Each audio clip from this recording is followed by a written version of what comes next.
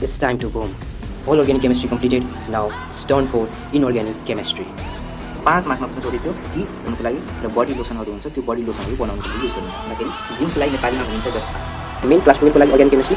zinc आखिरमा यो प्लानेटमा यो अर्थमा यसलाई ब्रेक गरेर सोध्ने कि त 1 मार्क 2 मार्क 2 मार्क भनेर त्यसरी गरेर सोध्ने जिङ्कमा तपाईले पीएचडी गर्न सक्नुहुन्छ आफूलाई बडी स्मार्ट सम्झिन्छ र यसले आफूलाई पहिला जिङ्क सल्फेटमा कन्भर्ट गर्छ त्यसलाई नेपालीमा के भन्छ झाग भनिन्छ डिस्कस पनि गर्न सक्नुहुन्छ तपाईले नआएको कुराहरू गरी व्हाइट भिट्रियोल भनेको के हो त ZnSO₄ डट क्यालिपटस कोइला ठीक छ वाटर